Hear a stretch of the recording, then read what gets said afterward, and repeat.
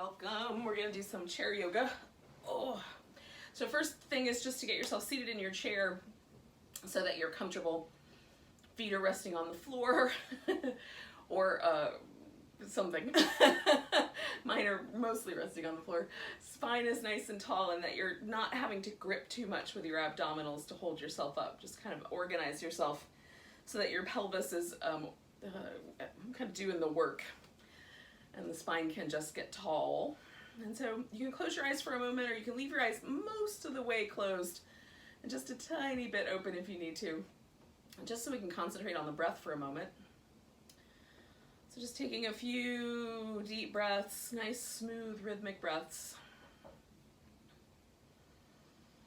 And centering yourself right here in this moment and kind of letting our little to-do list go and all the things that we have that we might be planning for.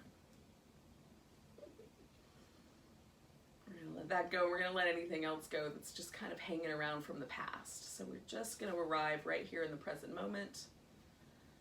And for the next half an hour or so, we're just going to spend time noticing our breath, our body, and just being present.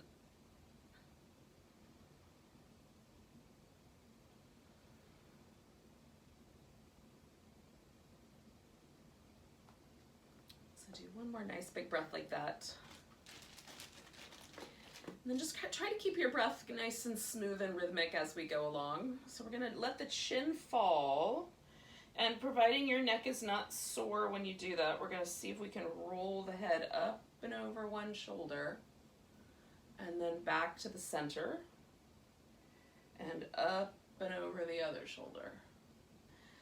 And back to the center. So just kind of letting the head sort of roll. Now, if it feels crunchy under here on the side that you're stretching away from, and sometimes even the shoulder will try to lift to kind of hold that space, you can lift your head slightly up to create a little bit less compression there. If you don't notice any compression, you're just noticing the stretch on the other side, carry on with that for about 2 more rounds. And you can slow it down or speed it up depending on how it feels. Sometimes I find little stretchy places I want to hold steady with for a few seconds. All right, so once you've done a couple more rounds, we're going to float the head up. All right, so now we're going to try to keep the chin level, but just turn and look over one shoulder to see how far around will the neck allow that to go. You can notice if there's any muscular resistance to turning your head. If you've got any like old injuries or things like that, those might show up. Got a furry coworker about.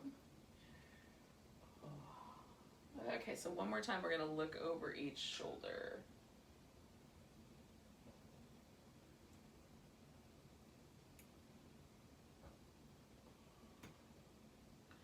So I'm going to let my arms hang, and then we're going to work with the shoulders themselves. So bringing the shoulders up, kind of pressing the shoulder blades together and drawing them down, and then sweep the shoulder blades forward. So we're going to try to operate from the shoulder blades. Arms are just kind of along for the ride. And just keep those little circles going, about 2 more on that, in that direction.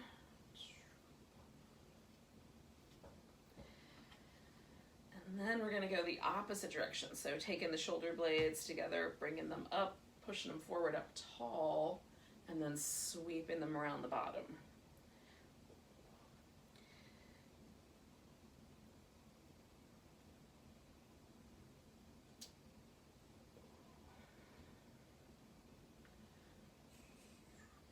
Okay, so when we get to the bottom, and we're back to kind of a neutral position, we're going to take one arm out and then kind of draw that shoulder blade back and the collarbone wide, and then let your head lean in the opposite direction. And you can move your head just slightly up or down to kind of try to find a stretch that sort of happens here in the front of the neck and shoulder. And then really subtly, I'm just going to take the head down, still pulling the shoulder blade and the collarbone out wide, noticing if that stretch comes around to the back. It might not be much of anything, but even like the barest little tiny bit of stretch is good. So I'm going to bring this arm back, kind of gently bring my head back to the center. Take this arm out and then let my head fall to the side. And again, I'm going to just kind of try to draw the collarbone a little wider, shoulder blade into the center of the back. And you can, again, move your head a little bit. Sometimes more at a diagonal works better for me.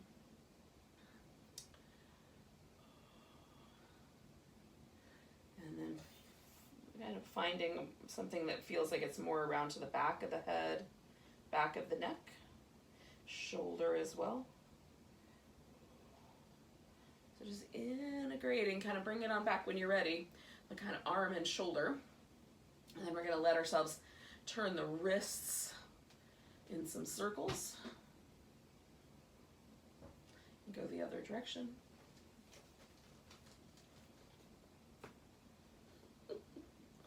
And then we're going to stretch the fingers out really super wide and curl them in really, really tight.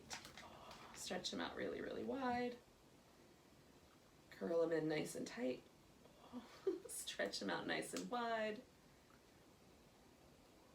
Curl them in tight. One more time, stretching them out wide. And then curling them in tight. And then you're just going to move the fingers in a kind of imaginary piano playing way. All right, then we're going to shake the whole arm. Just shake one arm, or you can shake both at the same time. I tend to like to concentrate on one. Now what I'm trying to do essentially is kind of leave my hand sort of loose. So it almost feels like I'm trying to rattle the bones in my hand. See if I can translate that sort of rattly sensation all the way up to the neck. And then switch over to the opposite arm.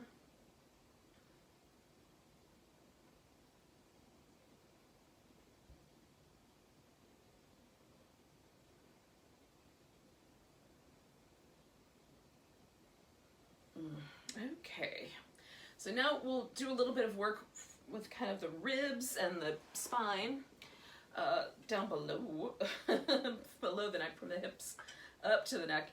Well, it's all connected. I don't even know what I'm talking about. All right, so the hip's gonna come forward. We're gonna lean the pelvis forward, but we're gonna lift the breastbone up. So that creates this kind of cobra shape, opening up through the collarbones. Then we're gonna do the opposite. We're gonna round back, tilt the pelvis back, kind of press the breastbone in, and let the spine round in the back as much as it's willing.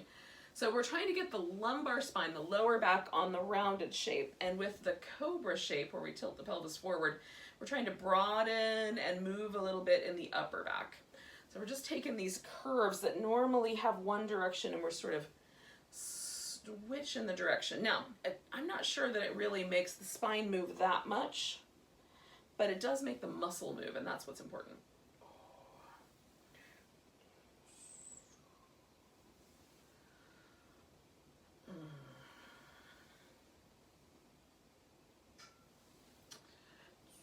Especially the upper back. It's a little resistant to being pressed inward. We can move all the muscle around it though, which feels really nice. So let's do 2 more of these. Come into the little cobra and little cat.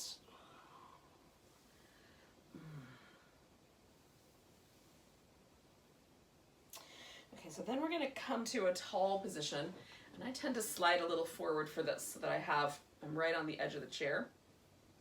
We're going to add a little, kind of like a washing machine agitator sort of movement. And the idea is to let the arms just hang loose with the rest of the body, and to try to turn from these muscles on the sides of the waist. So we're feeling ourselves activate those. So we're not turning from the shoulder, we're not turning from the arm, we're just turning from the abdominals. And can we feel that abdominal muscle isolation?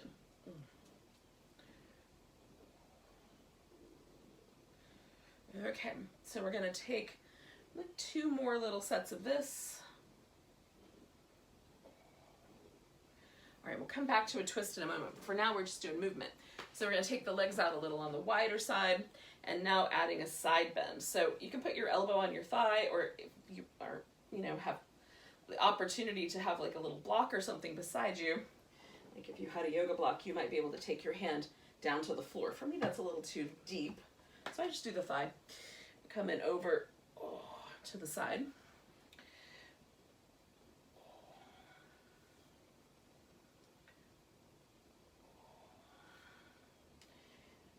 Hello. Just go back and forth. Oh. Now, there's all kinds of territory here in the side waist. There's little muscles in the low back that almost sort of act as stabilizers for the spine. There's really big muscles that connect the shoulder to the lower back. The obliques themselves on the sides of the abdominals. Just see if we can. We're going to do 2 more of these. See if you can sort of find some of those little muscle layers. You don't have to know exactly where they are to kind of feel where the different muscles are operating. Okay, so we'll come back to the center. So now we've gotten some movement pretty much everywhere from about down to the hips. So we'll do some stuff with the legs. So we're gonna start with a rock the baby. I'm a very cute furry coworker next to me. So I'm getting distracted. So we're gonna take this guy and bring it up. Now, if you can't grab your foot, then what you'll do instead is leave your big toe, or even all your toes, on the floor, and you're just gonna rock the leg back and forth. And this feels really nice. So you can just pause right there. That's a nice little movement, just a little hip joint movement. This guy is a little bit bigger. So what I wanna make sure of is that I don't torque the lower leg bone. So I'm gonna keep the toes and the knee pointing in the same direction, working with this thigh bone. So whichever way they're pointing, I'm gonna keep that level, okay?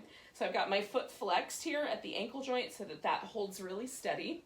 And then I'm just moving right at the femur bone. And it feels nice.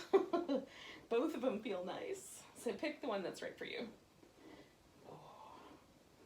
Okay, so then I'm gonna bring the leg across. Now, again, if having the leg up high like this is problematic for the knee or the hip or anything, you can have that leg go across the bottom. This is still gonna give us an external rotation, and we're still gonna find something.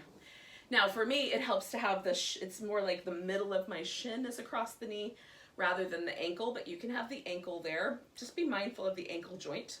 Now, I've sat up really tall, and that's all I'm gonna do for right this second. So there's sensation happening in this outer hip for me already. So I don't really have to go anywhere. Some people may even want to lean back because the sensation is too sharp.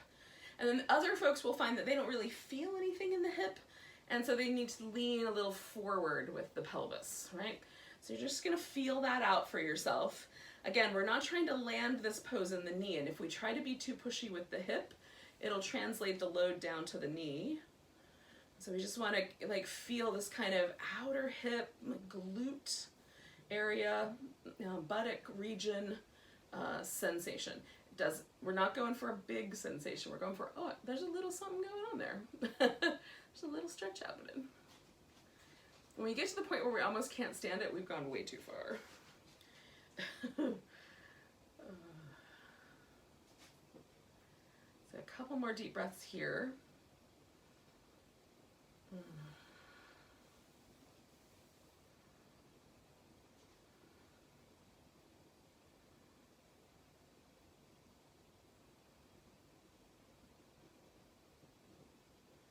Okay, so I'm gonna back off and take this leg out of the picture and give it a little jiggle. I'm gonna come back to this leg in a minute, but I'm gonna do this other leg in the same way first. And when I do this, I like to just check in when I'm done with a pose. This is a little bit more in an extreme. I wanna see, like, do I feel any tenderness or soreness in the hip so that I can be mindful of that on the second side. So if I did too much, it'll feel kind of crummy coming out. But if it feels nice, then we'll do the other side just like it. But before we get to that, we're gonna take this hip through another range of motion. So we're gonna turn to the side, and this leg is just gonna stay bent, just like we were sitting before. But this leg we're gonna stretch out nice and long, okay? So now I've got like a warrior two pose, and you might have to angle the feet a little differently. I like to try to get the legs as close to warrior two as possible, but you can turn the toes out rather than turn them in. You just want to make sure that you can lift through this inner thigh and keep your leg anchored. So swinging the leg forward more might be more appropriate. so that you have a good anchor point for both feet. Then sit up nice and tall. We're going to do a nice long stretch that's, it feels like it's spine, hip, everything. So we're going to stretch out nice and long going this way. Oh. And then we'll come back and stretch a little bit this way. So we're adding just some upper body that we've already done onto our hip stretch here. And by pressing the legs into the ground and kind of stretching them around the chair, we're giving ourselves a nice stretch through the hip. We're not quite done yet, so hang on. But we're going to do one more of these little back and forth movements because they're delightful. Oh. All right, so now we're going to take this whole thing and turn it into a lunge. So we're going to turn this side of the pelvis forward. So we're sort of forward. We're turning it towards the leg that's on the side. And then pressing back. Now if this leg doesn't want to go all the way straight, don't straighten it all the way up. So we might feel that stretch right through the front of the hip here. If it lands all the way in your low back, bend your knee a little bit and then lift the top of the pelvis so it gets more in the front of the hip. We're trying to get the hip flexor more than we want the back to get crunchy. All right, so we're going to come back around. I'm still working with this leg. I'm just going to pick it up. And hold it in my arms. If you can't hold it in your arms, just lift your leg enough that you can spin the foot. And then go the other direction. And then point and flex. Feels good.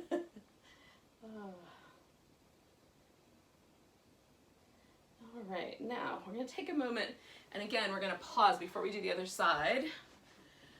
Let's give ourselves a little movement and see, like, does it feel like the side we just did? So we've done a bunch of stuff with one leg. In my case, my left leg. I haven't done my right leg yet. And it feels like my left leg is subtly longer, and it also feels kind of, there's a pleasant warmth. So that's sort of what I'm looking for. Is the sensation pleasant, or is it cranky and unpleasant? And then that helps me kind of guide myself through the practice on the other side and in future. So again, you're either going to let your leg kind of hover and just sway, or you're going to pick it up, make sure you anchor the toes and the knee with each other, and then rock back and forth.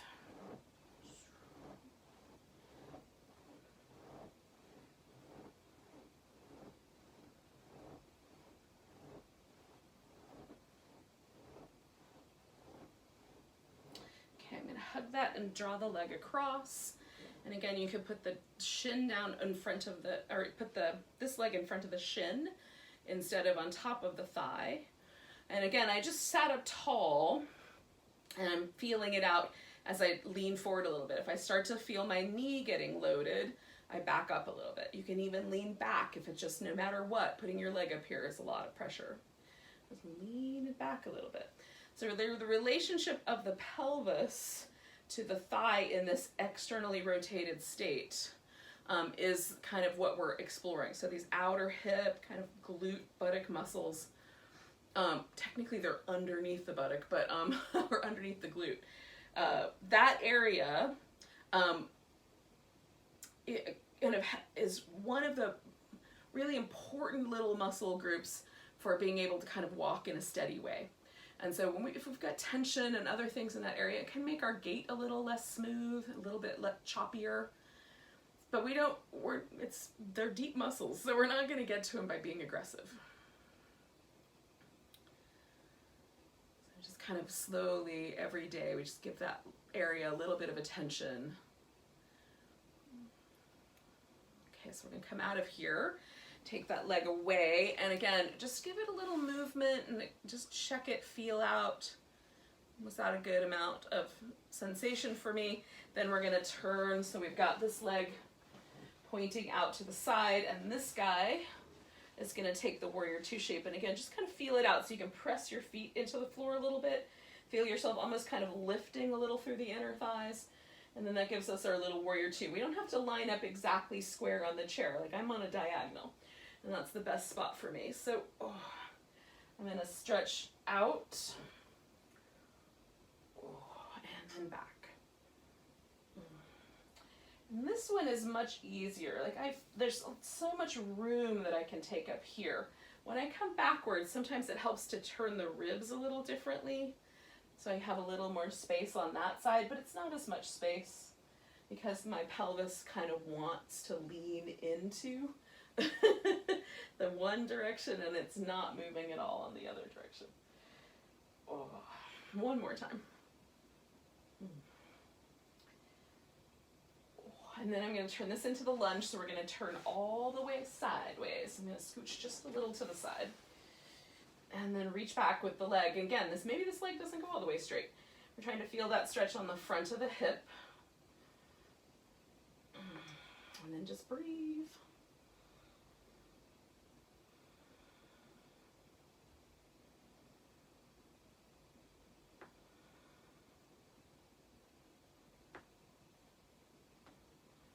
One more breath. Okay, so then I'm gonna bring myself all the way back around to the front. Hold on to this leg, and or not, whichever is gonna work out for you. And then spin your foot. Oh, feels nice there. Go the other direction. It's nice to move the ankle joint in a kind of free way. Oh. And then point and flex so that you get the toes and the ankle, and maybe we can make a little bit of difference in the muscles that live in the middle of the foot. Oh.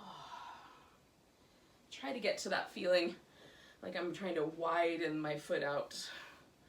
All right, so we're going to do a couple of things. This was mostly movement. We're going to do a little bit of posy stuff with the hip, but we're going to do a twist where we sit in the chair sideways. So again, we're going to turn, but we're going to turn toward the back of the chair. And sometimes that can create a situation where we try to use the back of the chair to be forceful. Don't. We're just going to use it as a place to touch down. So I've turned to my right on the chair, and now I'm going to twist to my right. So I'm going to sit up nice and tall, twist around, and then the chair is here just for me to hold on to as some place to sort of anchor. So sitting up nice and tall, I'm trying to draw this left shoulder blade out a little bit, so I'm moving that shoulder blade that direction. So holding the chair just kind of gives me something to sort of work against. I can pull on the chair a little bit. With this hand, I'm just resting it here, and then that gives me an anchor point so I can draw my right shoulder blade down. Now don't overdo the twist in your lower back, okay? And you can turn your head toward it, but I like right now, I injured my neck last week, and so now it feels really nice to me to do the twist going away, like this opposite direction, turning my head to the left. I'm sure that the muscles will eventually stop being so tender, but there's still a little residual soreness and this feels better. So just work where you are, yogis. That's the main point of my little conversation there. So I'm taking this right shoulder blade, drawing it in, the left shoulder blade, drawing it out, and then just trying to take 2 more breaths here. And then we're going to come out of the twist, and I'm still feeling like I'm twisting to the right, so I'm not going to the left yet, but what I'm going to do is take my legs out nice and wide, and then fold forward. Now, the fold forward might be just a little tiny bit. Maybe the hands come to the knees, maybe the hands come to the floor, but just lengthening the spine and then noticing how one side might feel a little different than the other. So try not to round or hunch the back. See if you can keep your back kind of in a neutral position and just move from the pelvis forward.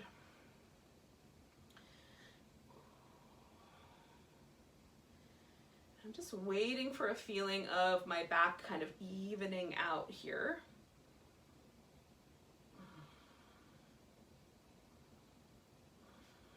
So it's kind of now becoming like it's harder for me to feel a difference between one side and the other. So that's the right time to move. So I'm going to come around the other way, and again, I want to use the chair, the back of the chair, so that I have some leverage to work with moving my shoulder blades around, but I'm not going to be really pushy. So with the twist. So I'm going to twist, and then my hands find the chair again, so that I have something to kind of work with the shoulder blades, but I'm not trying to drag myself into a deeper twist. This lower part of my back is only going to twist so much, and I want to be kind. So I'm mostly interested in working with the shoulder blades. So I'm taking my right shoulder blade out, right? Trying to kind of give that a little out. And it helps me to kind of anchor just a fingertip to the chair so I can use that. This hand is really lightly resting on the chair, but it gives me the resistance I need to pull that shoulder blade in. So I'm taking left shoulder blade inward, right shoulder blade out, and then sitting up taller if I can, and turning my head towards the right,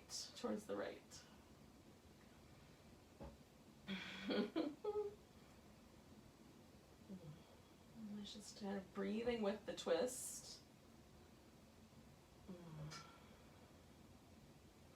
And again, my arms are really light here, but they are helping me give that resistance to the upper back and try not to be too pushy in the lower back. So I'm going to take 2 more breaths.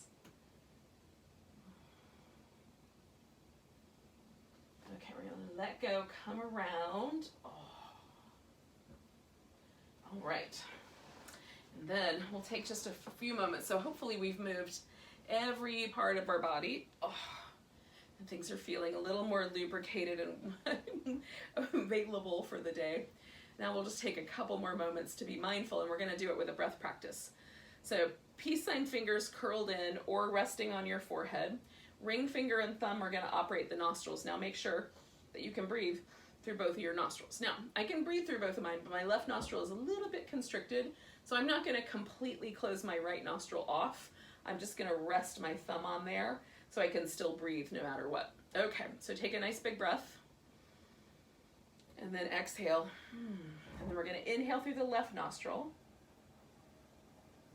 And I'm just paying attention to the left one, even though I'm not completely closing off the right one. Then switch to the other side and exhale through your right nostril. Inhale right. Switch over to the left and exhale. Inhale left. Switch over to the right and exhale. And try not to be too forceful with this breath. Inhale. Switch and exhale.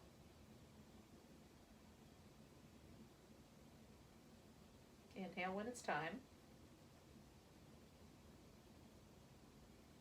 Switch and exhale. We're going to do it for 2 more rounds. Just work at your pace.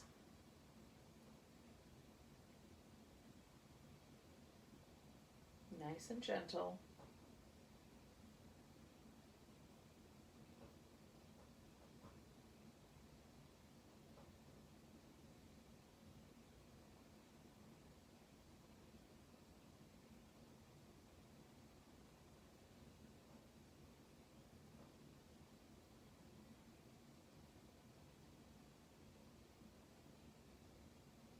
Now I'm going to end this when I next exhale through my left nostril.